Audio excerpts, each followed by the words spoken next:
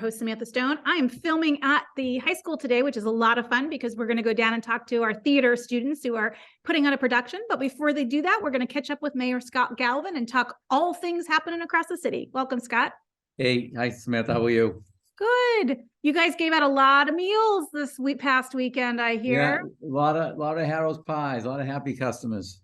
That's fantastic. Yeah, they were good. I think there was about, probably about 900 that we distributed. And today we did the raffle. Jen told you about the raffle, which was great. And Diane was busy all day making calls to the people who won the raffle. So they were doubly those excited. are fun phone calls to make, right? Yeah. Fantastic. Well, I didn't realize the number would be that big. That's even bigger activity than I would have expected. Yeah, that's great. Yeah, it's good. So we're really grateful to Harrow's, and they did a nice job. I love it. That's fantastic. I had a couple things I wanted to touch base with you on. So I know that there was a state, I guess it's a state law. I'm not sure if that's the right word for it, that says we can no longer put mattresses out in our trash, and we cannot put textiles, so clothing, fabrics, in the trash. Right. It snuck up on me. I had no idea until like the day before. I actually had to go clean out. I had like a bag of clothes that were not wearable or not really for donation. And like snuck them and took care of it. But I didn't know if you had any, I wanted to make sure people knew about it. I know there's been some communication, but I didn't know if you had any more information about where that came from or. Yeah, that's from the Mass DEP. And I believe that Massachusetts and California are the only two states. I do stand to be corrected. I know we're one of them. And that's a regulation from Mass DEP. We've got, a lot of cities and towns like us, we've been working with the different contractors who can actually come into the city and town and pick them up because our waste management can't take them anymore.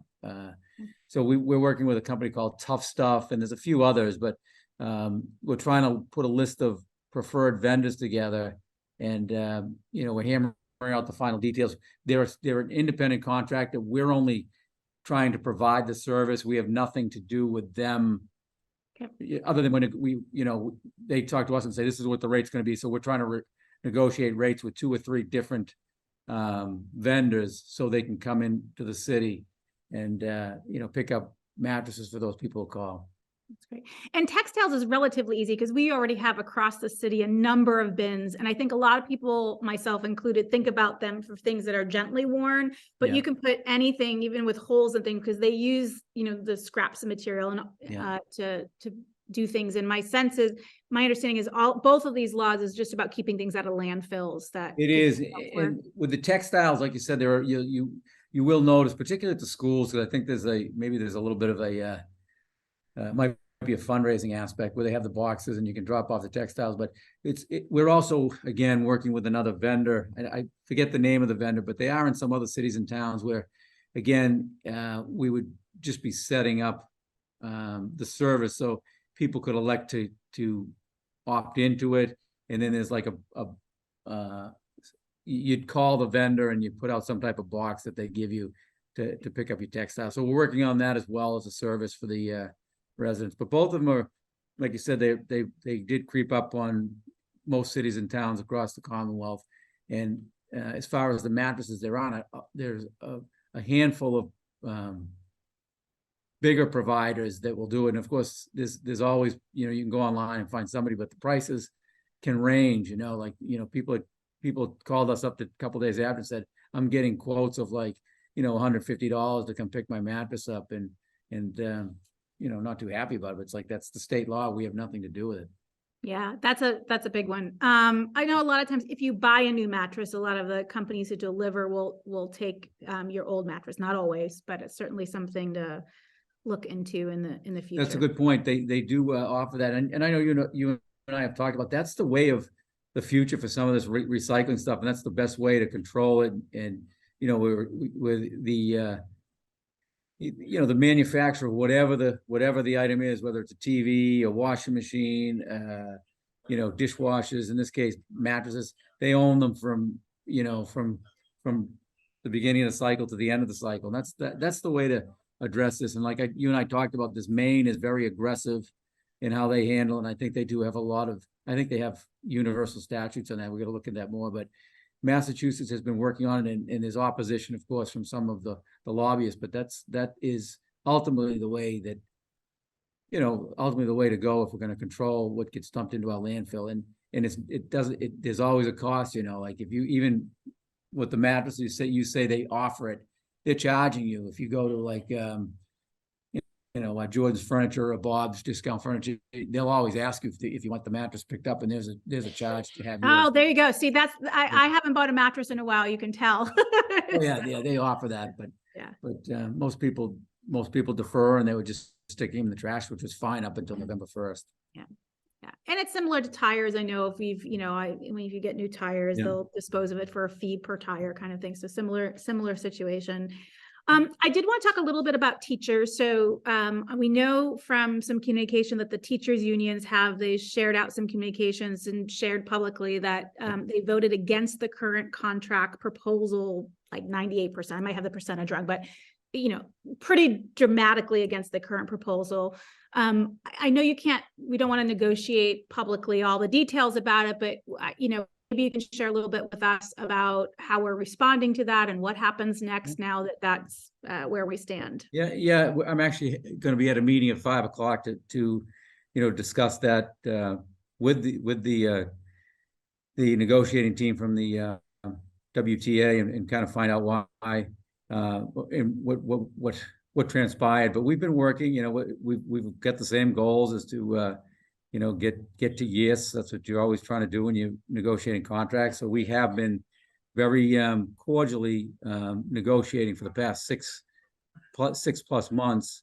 And, the teachers have been without a contract for 2 months, since the beginning of the year. But, we thought, we had a tentative agreement. We were working, like I said, very cordially and respectfully, and we still continue to take that approach. So we'll work to get to yes, and that's what it's all about.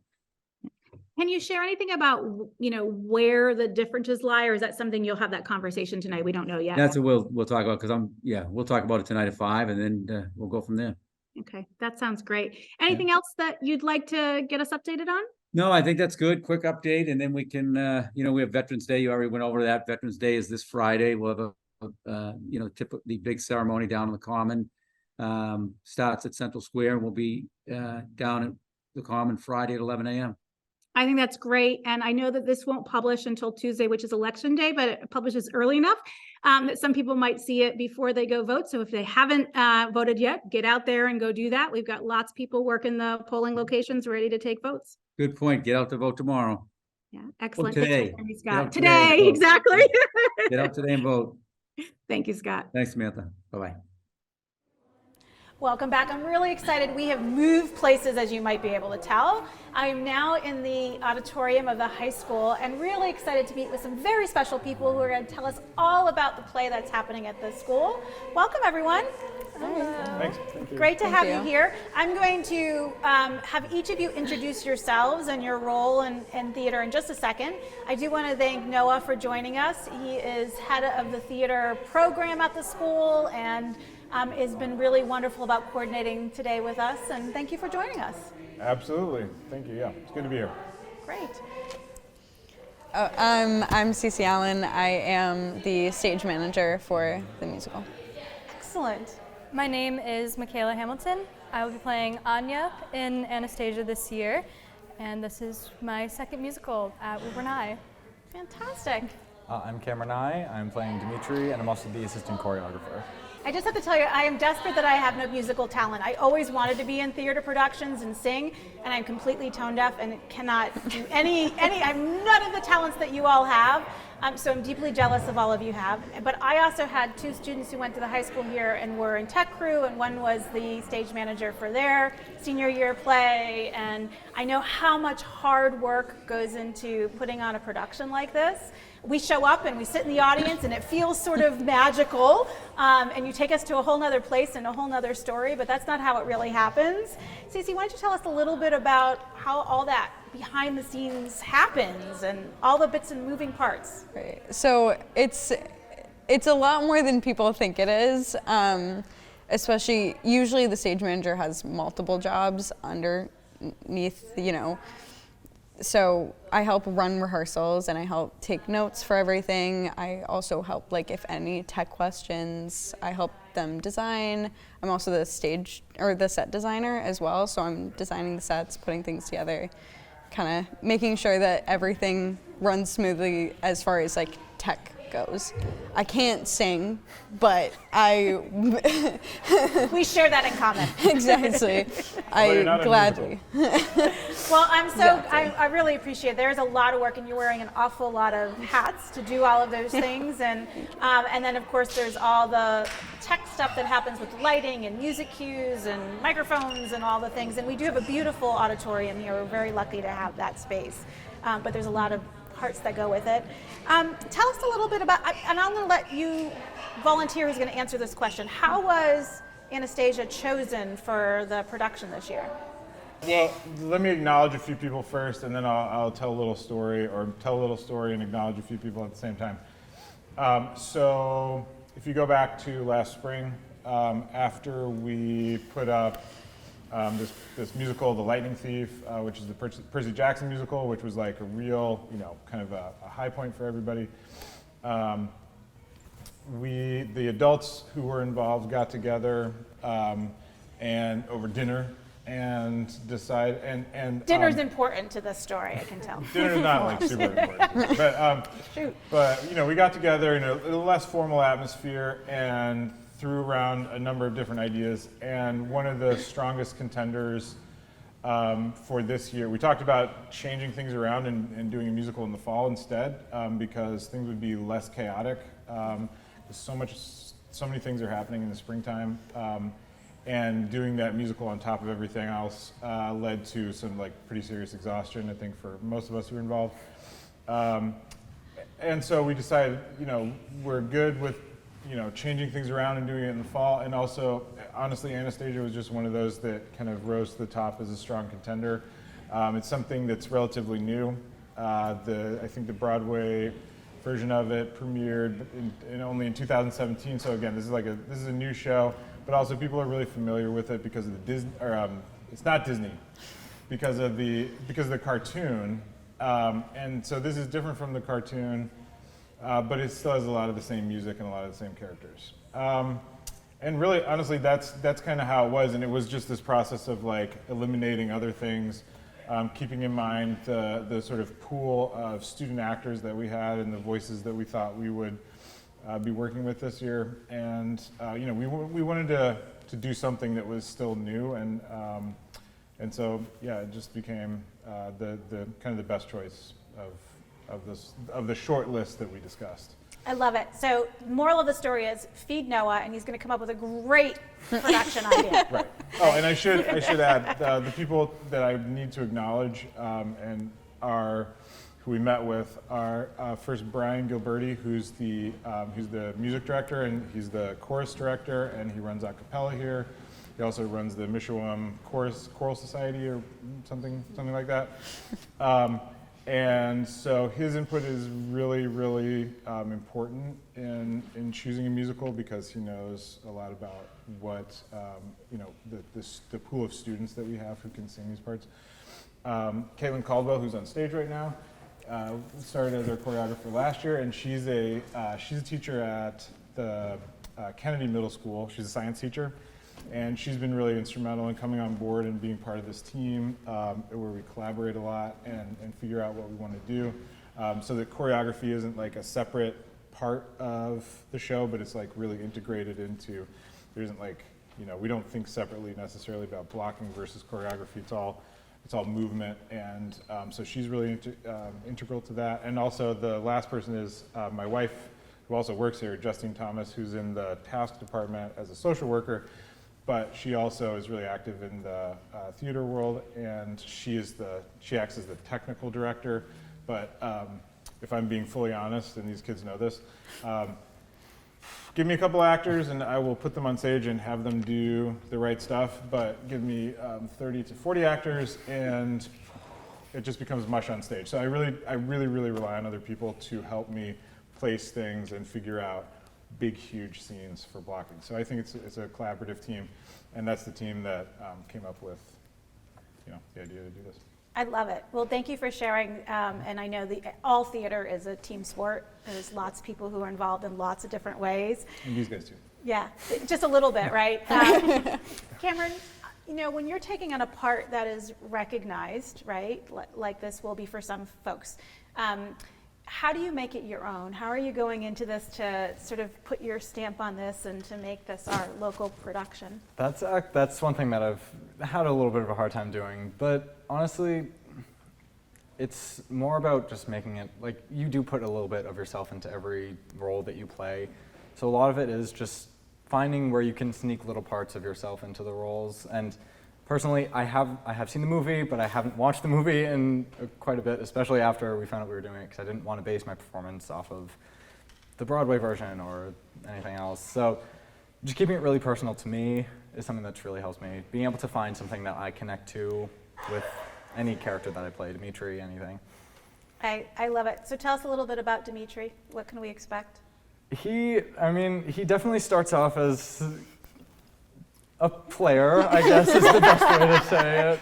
Cameron might be getting a little red right now. I'm not exactly a romantic, but it's just, he's playful, he likes to have fun, and it's that kind of aspect that I can definitely relate to and kind of connect with. I love it. Michaela, tell us about, is it Anya? Am I pronouncing it correctly? Yes. How much are you like Anya? How much do you identify with her? Honestly, I don't think I could be playing a character any different from myself. I think she has a very strong sense of who she is, even though she doesn't know who she is at all. In a literal sense, she has no idea what her past is, where she comes from, but she still knows exactly what she wants to do and what she's going to do with herself and her life. And when she meets Vlad and Dimitri, she starts to come out of her shell and she turns into the Princess Anastasia.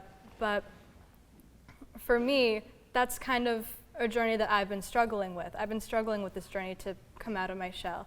So I think I couldn't relate to her any less, but I also couldn't relate to her any more, if that makes any sense. I feel like I'm starting to get to know myself more as I'm playing this role.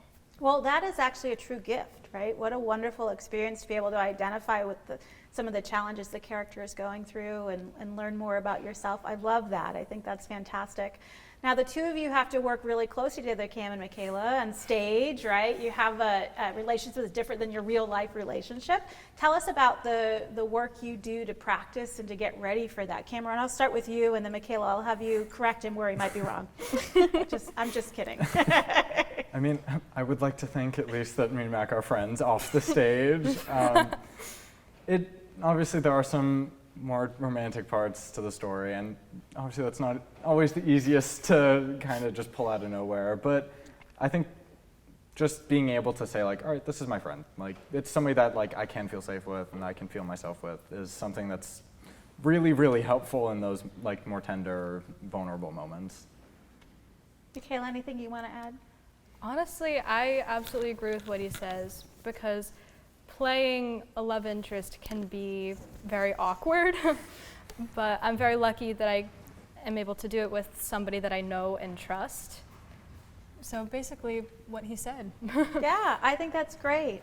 Cece, tell us about bringing all these people together, right? So we're so fortunate to have Cameron and Michaela with us today, but there's a whole cast who's involved, both on stage and behind the scenes. How are you getting ready to get all those moving parts happening when they're supposed to be happening? I think that the biggest help is, like, at the very beginning of every show that I've done is I make sure to learn all the names of everyone. I make sure to talk to everyone, get comfortable with them, just at least to get to know where they are, you know? So if I find a way to make everyone more comfortable with me and more comfortable with each other, then they work well together and I can take their blocking notes a lot easier. And so I think that's what's really most important, is also making sure that they're comfortable enough with me to, if there is an issue that needs to be brought up, they can always come to me, so that it's not it makes my job easier and makes their job easier if we can all at least have one person that they can communicate with if there's an issue. Of course, they go to the Thomases and Ms. Caldwell and everyone as well, but making sure that there's someone there, I think, makes it a little easier. I think that's so important. I love the camaraderie we see with the four of you, but also behind us on stage and everyone who's practicing together. I think that's really fantastic.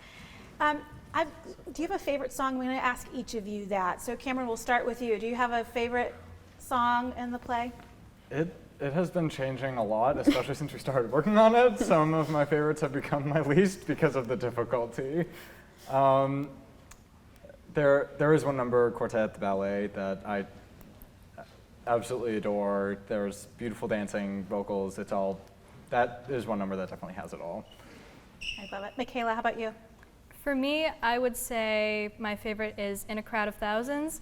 That is the song that Anya and Dimitri sing together. And I won't give any spoilers, but it's a very big moment in the show. And the song is beautiful. And I just love being able to sing it and being able to sing it with one of my best friends. So great. Cece, do you have a favorite? I do. Mine used to be Once Upon a December because that's the only one I actually knew. But now it's definitely the same as Mac, In a Crowd of Thousands, because it caught me so off guard. They performed it one day and I was trying to work on something on my computer and I was I couldn't work. I was so focused. I mean, all the tech people that were sitting with me were I just got goosebumps. One of them was I'm really trying not to cry right now. And it was just rehearsal. And everyone was so emotional. And that's absolutely my favorite. You know, that's my favorite part of live theater, right? Is the emotion, the connection you get with each other up on stage like that. And people in the audience can feel it, right? Because we're with you. We're not on stage with you, but we're right there. So you feel all that nuance in a way you don't see on a screen. Screens are wonderful and it gives us access to so much art in ways we might not have otherwise. But we're so fortunate when we can sit in the room together and have that shared experience. What do you hope the audience walks with? Obviously, we hope they're entertained, but if there was a lesson, an idea, a thought that you want them to walk out of the theater with at the end of that night, what would that thought be? Noah, I'll start with you. Yeah, that's a great question, and I think this is almost like the 3 a.m. test kind of doing stuff like this. When when you're kind of in the weeds and in the thick of things, you kind of tend to forget why you're doing it. But I think if I think about it and try to summarize it, it would be something like I want people to leave a little more uplifted and a little more hopeful than when they walked in, because I think there's out of a really dark time, the circumstances of this story are really dark, and there's tragedy in the background for all of these characters, and they emerge in a hopeful way. Is it a sort of fantasy because it didn't really happen in real life? Sure, but if you can walk out as an audience member feeling a little more hopeful, because I think we live in some dark times right now, maybe, then I think we've done our job, and yeah. I love that. Cameron, how about you? I think this show deals a lot with self and who you are, and I think that a really big message that at least I want people to walk out of the theater having is no matter who you are, where you are in your life, you can always find your people, and who you are isn't just a title, queen, king, princess, anything. Who you are, you can make for yourself. I love that. I think that's a really important lesson for us to leave. Michaela, how about for you? What's your hope? I think everybody would take something different away from this show. Like Cameron said, it deals with a lot of self-discovery, but for me, one of the things I took away from it is that the best choice isn't always the obvious choice. At the end of the show, Anya or Anastasia has to make a very big decision, and it's not the decision that a lot of people would think she's going to make, and that's just my takeaway. I love it. Cece, how about you? I want people to leave with just the idea that, anything can happen, and you find people in like the most or the least expected places, and you can like no matter what your circumstances and what situation you're in, you can always find those silver linings and those people that you want to be close with. And even more than that, I just want people to leave the show going, oh my gosh, that was great. And I had a great time, and I got to sit in a room, watch an amazing show, and just leave talking about it and being all happy. I think that's a very important goal, right? Part of the theater experience is the shared experiences of seeing it with other people in the same moment, right? Like we can all watch something, but to watch it actually together, that's, I love that part of theater. I think that's what makes it really special and what always draws me to it. Thank you all for spending a few minutes talking with me and telling us a little bit about yourselves and the play and what's happening. Cece, why don't you tell us the dates, and then I have a couple more questions I'll ask each of you. All right, so it is on December 9th and 10th. On the 9th is a Friday, and it's there's just one show at the nighttime. At night. One show at night. And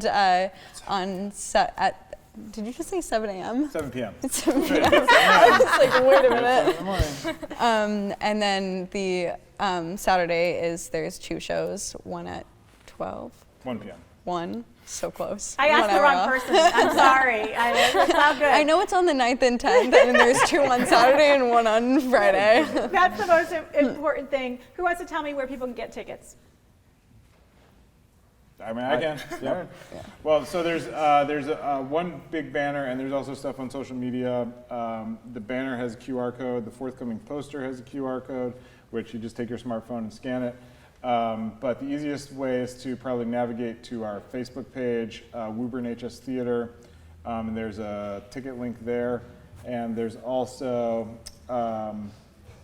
it's through tix.com, so we'll put a link in, like basically whatever video or media stuff we put out there, we'll put links in it. So. That's great, and we'll make sure Jen and Lauren, our producers, are always great about that. We'll grab that and make sure people watching this can easily see it.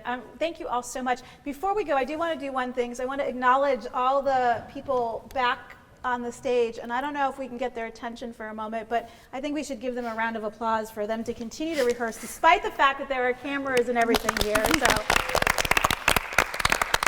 guys, wave! Thank you guys. You're doing so great. They're blocking a really intense scene. This is the first scene of the show, and we just kept having issues with finishing, staging it, and so, here we are, it's a month away, and it's still not completely Here we are, and staged. I'm interrupting it's like the it, joke and, that this is never going to get staged, and we'll be, 2 hours before the show. And it'll be perfect, and it'll be great. all It's gonna work know the out, and we don't difference. know what it's supposed to be, so it'll be perfect the way it is. I want to thank you again so much for joining us. I'm so appreciative. Woburn, please continue to take good care of each other.